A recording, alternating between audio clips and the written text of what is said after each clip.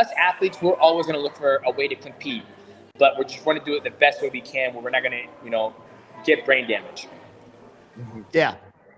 I mean, that's the thing, right? You got to get out at the right time. And so I hear, I see this all the time not only in MMA, but NFL, especially more particularly. And people retire at this young age, and then everybody fucking bitches about it, right? And I'm like, the guy just made $35 million playing, offensive center or whatever. You can't complain about him retiring because he wants to keep his fucking brain intact and be able to live for the next 40 years without hobbling around. Like, it doesn't make any sense. They'll bitch when you stay around too long.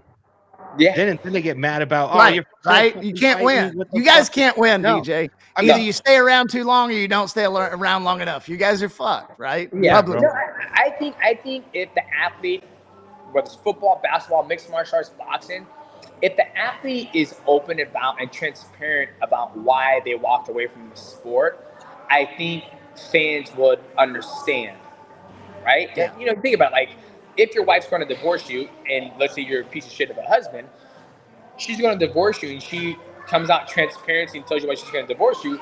I think I think you can stomach a little bit easier, right? So I think for athletes out there, if they are open and transparent, guys, I've done everything I can in this sport.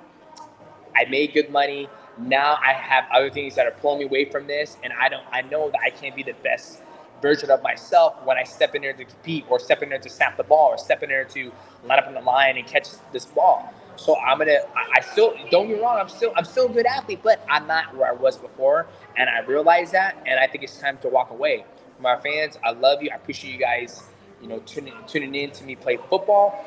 But it's time for, A-Train to move on to the next thing in life. And a lot of athletes have a hard time doing that because that's all they've ever known, right? So they got to be able to have different passions and different things that keep their mind fresh, whether that's learning how to play, an instrument, spend time with children, travel, learn a new language.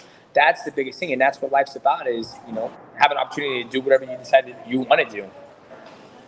Yeah, I would love to sit down, honestly, with a lot of the UFC guys and say, here's how, if you're 5 years out from retirement, here's how we can build a plan for you to have money afterwards and build something afterwards and get endorsements and use that stuff, because I don't think anybody does a really great job of that right now within that sport.